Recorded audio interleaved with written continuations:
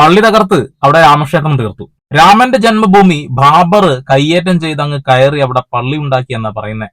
എന്നതിന് ശേഷം അത് തകർത്ത് അവിടെ ക്ഷേത്രമുണ്ടാക്കി. പക്ഷേ RSSന്റെ കാര്യാലയം ഉണ്ടാക്കാൻ വേണ്ടിയിട്ടും ഇവര് കുറച്ച് ക്ഷേത്രങ്ങൾ തകർത്തതായിട്ടൊക്കെ റിപ്പോർട്ടുകൾ കാണുന്നുണ്ട്. എന്തുകൊണ്ട് അവിടെ ഒന്നും മിണ്ടിയില്ല? ഇവിടെ മുസ്ലിങ്ങൾക്ക് നേരെ RSSകാര് കൈയോങ്ങിയപ്പോ കുറെ ആളുകൾ കൈയും കെട്ടി നോക്കി നിന്നു. എന്നിട്ട് പറഞ്ഞു, അത് ഞങ്ങളുടെ അടുത്തേക്കൊന്നല്ലല്ലോ വന്നിട്ടുള്ളത് എന്നുള്ളത്. പക്ഷെ ആ കൈകെട്ടി നിൽക്കുന്ന ആളുകളുടെ മുഖത്ത് നോക്കി അടിച്ചുകൊണ്ട് അവർ വന്നു. എന്നിട്ട് പറഞ്ഞു, ഇത് ഹിന്ദു രാജ്യമാണ്, ഇവിടെ ക്രിസ്തുമസ് ആഘോഷിക്കാൻ പാടില്ല എന്നുള്ളത്. അന്നും കൈകെട്ടി നോക്കി നിൽക്കാതിരുന്ന ഒരു കൂട്ടം ആളുകളുണ്ട്. നിഷ്പക്ഷരായിട്ടുള്ള മനുഷ്യസ്നേഹികളായിട്ടുള്ള ഇന്ത്യ ജനാധിപത്യ രാജ്യമാണെന്ന് വിശ്വസിക്കുന്ന മതേതര രാജ്യമായി തുടരണമെന്ന് ആഗ്രഹിക്കുന്ന ഞങ്ങളെ പോലെയുള്ള ചില ആളുകൾ. ഇത്തരം അതിക്രമങ്ങൾ കാണുമ്പോൾ അതിനെതിരെ ശബ്ദിക്കുന്ന നമ്മളെയൊക്കെ പിടിച്ച് ജിഹാദിയാക്കുന്ന ഒരു കൂട്ടം ആളുകള്.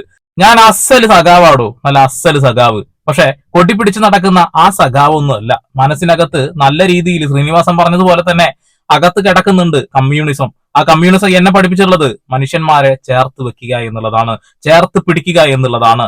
ഇന്ന് നോർത്ത് ഇന്ത്യയിലേക്ക് നോക്കുകയാണെന്നുണ്ടെങ്കിൽ ഒരുപാട് ക്രിസ്ത്യൻ സഹോദരന്മാരും മുസ്ലിം സഹോദരന്മാരും ഒന്നും അറിയാത്ത ഒരു കൂട്ടം ദളിതരും അനുഭവിക്കുന്നുണ്ട്. ഇതൊക്കെ കണ്ടുകൊണ്ട് മിണ്ടാതിരിക്കാൻ ഞാൻ ചാണകമൊന്നുമല്ല കഴിക്കുന്നത്, നല്ല അസല് അന്നം തന്നെയാണ് എന്നുള്ളതാണ്. എന്തുകൊണ്ട് ഈ വിഷയം ഞാൻ വീണ്ടും എടുത്ത് ചർച്ച ചെയ്യുന്നു? നോർത്ത് ഇന്ത്യക്കാര് മറ്റുള്ള രാജ്യങ്ങളിൽ പോയി ആ രാജ്യത്ത് നമ്മുടെ സംസ്കാരം ഇതാണെന്ന് പറഞ്ഞുകൊണ്ട് വൃത്തികേടുകൾ കാണിച്ചു കൂട്ടി ഇവിടെ നാളെയുടെ തലമുറക്കാർ രാജ്യത്തേക്ക് പോകാൻ കഴിയാത്ത രീതിയിൽ ആക്കിയെടുക്കുമ്പോ കൈയും കെട്ടി നോക്കിയിരിക്കാൻ നമ്മളെ കൊണ്ട് കഴിയില്ല. കഴിയുന്ന വിധം നമ്മൾ വീഡിയോ ചെയ്യുക തന്നെ വേണം. അവരുടെ മനസ്സിനകത്തേക്ക് മലയാളികളായ കുറച്ച് ആളുകളിലേക്കും നമ്മൾ എത്തിക്കുക തന്നെ വേണം. അങ്ങനെയൊന്നും അവിടെ പോയി ചെയ്തുകൂടാ എന്നുള്ളത്. അങ്ങ് ബംഗ്ലാദേശില് ഒരു ഹൈന്ദവനെ ഒരു കൂട്ടം മുസ്ലിം തീവ്രവാദികൾ ചേർന്ന് അടിച്ച് കൊന്ന് കെട്ടിത്തൂക്കി തീ കൊളത്തിയപ്പോ നമ്മൾ ആരും ഒന്നും മിണ്ടിയില്ല എന്നുള്ളതാണ് ഇവിടെയുള്ള സംഘികളുടെ പ്രശ്നം. ആ കാര്യങ്ങൾക്കും കൃത്യമായി ഇടപെടലുകൾ നടത്തിയ ആളുകൾ തന്നെയാണ് നമ്മളെല്ലാവരും. അതുപോലെ തന്നെ അതേ ദിവസം തന്നെ പാലക്കാട് ജില്ലയില് ഒരു പാവപ്പെട്ട മനുഷ്യനെ നിങ്ങൾ അയാളെ ബംഗാളിയാണ് എന്ന് മുദ്ര കുത്തിക്കൊണ്ട് അടിച്ചു കൊന്നത് ഞങ്ങൾ കണ്ടില്ല എന്നും നടിക്കില്ല. RSSകാര് ഇവിടെയും അഴിഞ്ഞാടുന്നുണ്ട് എന്ന നഗ്ന സത്യം തുറന്നു പറയാതെ മറ്റുള്ള രാജ്യങ്ങളിൽ നടക്കുന്നുണ്ട്, അതുകൊണ്ട് ഈ രാജ്യത്തെ കുറിച്ച് മിണ്ടരുത് എന്ന് പറയുന്ന പരിപാടിയൊന്നും ഞങ്ങളുടെ കയ്യിലില്ല.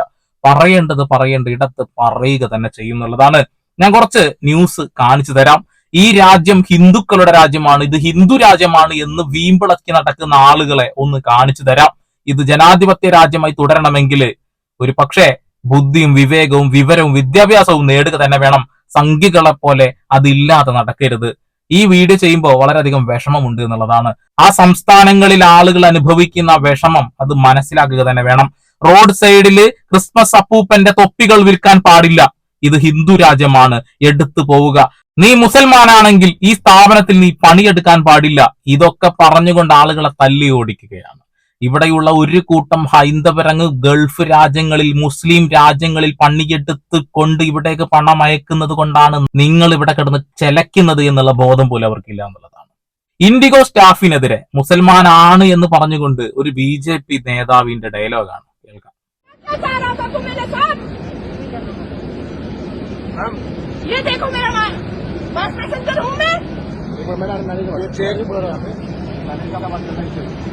वो यही खड़ा रहेगा अभी।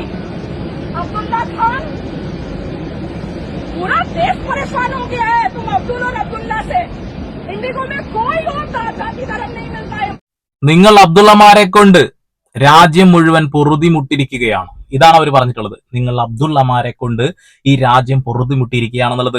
ഞാനൊരു ഹിന്ദുവാണ്, എനിക്ക് ഈ രാജ്യം മതേതര രാജ്യമായി ജനാധിപത്യ രാജ്യമായി തുടരണമെന്ന് മാത്രമേ ആഗ്രഹമുള്ളൂ. മറിച്ച് ഇതൊരു ഹിന്ദു രാജ്യമാക്കണമെന്ന് ഞാൻ ചത്താലും ചിന്തിക്കില്ല. കാരണം ഞാൻ എന്റെ ചുറ്റിലും മനുഷ്യന്മാരെ മാത്രമേ കാണുന്നുള്ളൂ. ഞാൻ ഹിന്ദുവിനെയും മുസൽമാനെയും ക്രിസ്ത്യനെയും ഒന്നും വേർതിരിച്ച് കാണുന്നില്ല. നിങ്ങളെ പോലെ കുറെ എണ്ണം ഉള്ളത് കൊണ്ടാണ് ഈ നാട് നശിച്ച് നാറാണക്കല്ലെടുക്കുന്നത്. ഇവിടെ BJP വന്നു കഴിഞ്ഞുള്ള അവസ്ഥയാണ് ഞാൻ കാണിക്കുന്നത് കേട്ടോ. ഇനി അടുത്ത ഒരു വീഡിയോ, ഇത് കേരളത്തിലാണ്. ഇന്നലെ അൽഫാമിനെ കുറിച്ച് അവർ പറഞ്ഞു, ഷവർമയെ കുറിച്ച് അവർ പറഞ്ഞു. ഇന്ന് ആൽമരത്തിലേക്ക് പോലും, ഹൈന്ദവന്റെ ആൽമരത്തിലേക്ക് പോലും ഇവർ വർഗീയത കുത്തിക്കയറ്റുക. ഒന്ന് കേൾക്ക്. മെഡിക്കൽ ജിഹാദിന് പുറമെ ഇപ്പോൾ ആൽ ജിഹാദും വന്നിരിക്കുകയാണ്. ആൽ വൃക്ഷങ്ങൾ പെട്ടെന്ന് ഉണങ്ങിപ്പോകുന്ന അവസ്ഥ വർദ്ധിച്ചു വരികയാണ്. ശ്രദ്ധിക്കുക, ആൽ ജിഹാദ് എന്ന് പറഞ്ഞൊരു പുത്തൻ ജിഹാദും കേരളത്തിൽ ഉദയം ചെയ്തിരിക്കുകയാണ്. ദേവവൃക്ഷം എന്ന് നമ്മൾ കരുതുന്ന നമ്മളുടെ ക്ഷേത്രങ്ങളെയും നമ്മളുടെ കവലകളെയും നമ്മളുടെ മുക്കവലകളെയും നാൽക്കവലകളും ഒക്കെ അലങ്കരിക്കുന്ന നമ്മൾ ഭഗവത് സ്വരൂപങ്ങളെ 3 ത്രിമൂർത്തികളെയും ദർശിക്കുന്ന ആ ആൽമരങ്ങളൊക്കെ തന്നെ നിന്ന നിപ്പിൽ ഉണങ്ങുകയാണ് പല ക്ഷേത്രമുറ്റത്തും പല മുക്കവലകളിലും നാൽക്കവലകളിലും ഒക്കെ. അതിന്റെ പിന്നാമ്പുറങ്ങളിലേക്ക് അന്വേഷണം ചെന്നെത്തുമ്പോൾ അതും ഒരു ജിഹാദ് തന്നെയാണ് എന്ന് നമുക്ക് കാണാൻ സാധിക്കും. ബുദ്ധിയും വിവരവും ഒന്നുമില്ലാത്ത ഒരു കൂട്ടം ആളുകൾ, ഇവരാണ് ഈ മതത്തിന്റെ നേതാക്കന്മാരാണെന്ന് പറഞ്ഞു നടക്കുന്നത്. ഞങ്ങളുടെ മതത്തിന് അങ്ങനെ നേതാക്കന്മാർ വേണ്ട, ഞങ്ങളുടെ മതത്തിന്റെ പേരും പറഞ്ഞുകൊണ്ട് ഇവിടെ ഒരു രാഷ്ട്രീയക്കാരും പണിയെടുക്കേണ്ട. എനിക്കതേ പറയാനുള്ളൂ. ഞങ്ങൾക്കറിയാം എന്ത് ചെയ്യണം എന്നുള്ളത്.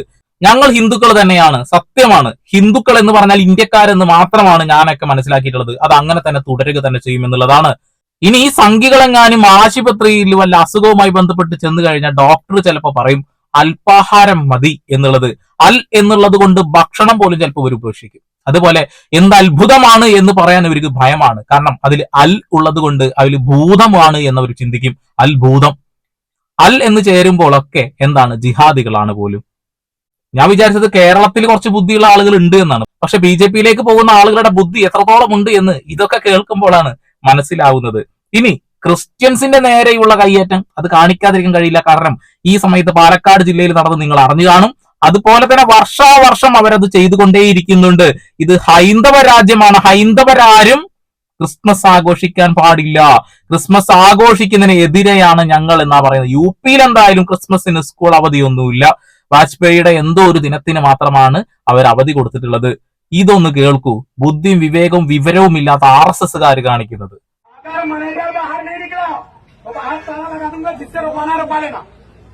ठीक है, सही है क्या? तो ताला लगा रहे यहाँ, कोई हिंदू का अकाउंट नहीं होना चाहिए. जूता का माला पहनने का शौक मत करो सर. हमको ये प्रशासन से डर नहीं है. अगर आपको लगेगा तो अभी जूता की माला पहनाएंगे ना. हिंदू धर्म पर हिंदू नीति से चलोगे तो यहाँ रहोगे, और हिंदू नीति से नहीं चलोगे तो नहीं रहने दूंगा. अपनी बहन का बोझा. ആക്സിസ് ബാങ്കിന്റെ ചിഹ്നത്തില് ക്രൈസ്തവന്റെ എന്തോ ഉണ്ടെന്ന് പറഞ്ഞുകൊണ്ടാണ് ബുദ്ധിയില്ലാത്ത ഒരു കൂട്ടം RSS നേതാക്കന്മാർ അങ്ങോട്ട് ചെന്നിട്ടുള്ളത്. ചില ആളുകൾ പറയുമ്പോൾ അത് RSS-കാരല്ല, അത് ബജറംഗികളാണെന്നുള്ളത്. പേര് പലതാണെങ്കിലും അർത്ഥം ഒന്ന് തന്നെ, ചാണകം. അതിലൊരു വിട്ടുവീഴ്ചയില്ല. ആ ചാണകങ്ങൾ തന്നെയാണ് ഈ കാണിച്ചു കൂട്ടുന്നത്. ഹിന്ദു രാജ്യമാണ് എന്നാണ് ഇവർ പറഞ്ഞുകൊണ്ടിരിക്കുന്നത്. ഇത് ഹിന്ദു രാജ്യമല്ല, അത് അങ്ങനെയാവാൻ ഞങ്ങൾ ആരും സമ്മതിക്കില്ല എന്നും അവർക്കറിയാം. പക്ഷെ ഈ വിഷയത്തിൽ പ്രധാനമന്ത്രിക്ക് എന്തെങ്കിലും പറയാനുണ്ടോ എന്ന് ചോദിച്ചാൽ ഒന്നും മിണ്ടില്ല. കാരണം അവരുടെ ആളുകളാണല്ലോ ഈ ശബ്ദം ഉണ്ടാക്കുന്നത്. അവരുടെ ആഗ്രഹം തന്നെയാണല്ലോ ഈ പറഞ്ഞുകൊണ്ടിരിക്കുന്നത്. ഇനി ഒരു ദേവാലയത്തിനകത്ത്, ക്രിസ്തീയ ദേവാലയത്തിനകത്തേക്ക് ഒരു സംഖ്യ കയറി ചെന്ന് കാണിച്ചു കൂട്ടിയ ഒരു പൊട്ടത്തരാണെന്ന് കാണാം.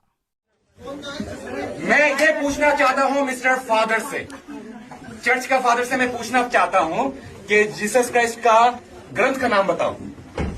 इसमें कोई ग्रंथ करके नहीं है. हाँ, क्या है? द गॉस्पेल ऑफ जॉन्स, वो सब क्या चीज है? बाइबल क्या चीज है? धार्मिक ग्रंथ है. ये कहाँ से मैन्युफैक्चर हुआ है? जस्ट टेल मी कहाँ से मैन्युफैक्चर हुआ है? Of course it was not printed in India. Bharat वर्ष में ये पैदा हुआ ही नहीं था. विदेशी क्रिश्चियन लोगों का, विदेशी भाषाओं का बाइबल हमारे इंडिया में चलेगा नहीं. हमारा क्या है? चारों वेद है, मनुस्मृति है, उपनिषद है. हम कोई भी क्रिश्चियनों का बाइबल को फॉलो नहीं करेंगे. Am I clear? बोलो.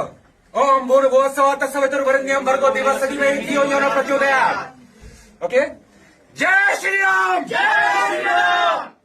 Jesus Christ is not hours. हमारा कौन है? राम भगवान. एम आई राइट? ആരുടേത്? ഹിന്ദുക്കളുടെ രാം ഭഗവാന? അതെപ്പ? ഞാനൊക്കെ ത്രിമൂർത്തികളെ കുറിച്ചിട്ടേ പഠിച്ചിട്ടുള്ളൂ കേട്ടോ. ത്രിമൂർത്തികളെ പ്രാർത്ഥിക്കാനാണ് ഞാൻ മനസ്സിലാക്കിയിട്ടുള്ളത് കേട്ടോ. അതില് വിഷ്ണുവിനെയും ശിവനെയും കൃത്യമായി പ്രാർത്ഥിക്കുന്ന ആളുകളും ഹൈന്ദവരിലുണ്ട്. അതിനപ്പുറത്തേക്ക് ശ്രീരാമൻ, അതെന്ന് കയറി വന്നതാ? ബാബരി മസ്ജിദ് വിഷയവുമായി ബന്ധപ്പെട്ടുകൊണ്ട് വന്നതാണ് ശ്രീരാമൻ. ഇനി ഇയാൾ പറയുന്ന മറ്റൊരു കാര്യമുണ്ട്. അതായത് യേശു ക്രിസ്തു ജനിച്ചത് എങ്ങനെയാണ്? അതായത് ദിവ്യഗർഭം. അങ്ങനെ ഒരു ഗർഭം ഉണ്ടാകുമോ? അതിന്റെ പിന്നിൽ ഒരാള് വേണ്ട, ഒരു മനുഷ്യൻ വേണ്ട എന്നൊക്കെ പറഞ്ഞുകൊണ്ട് വളരെ മോശപ്പെട്ട രീതിയിലാണ് ആൾ സംസാരിച്ചത്. അങ്ങനെ ഒരു ദിവ്യഗർഭം ഉണ്ടാകില്ല എന്നാ പറയുന്നത്. അയാളോട് തന്നെ ഒരു ചോദ്യം ഞാൻ അങ്ങോട്ട് കമന്റ് ഇട്ട് ചോദിച്ചിട്ടുണ്ടായിരുന്നേ. അതായത് ഗണപതിയുടെ തല യഥാർത്ഥത്തിൽ എന്തായിരുന്നു? മനുഷ്യത്തലയായിരുന്നു. വെട്ടിയങ്ങ് മാറ്റിയതാണല്ലേ.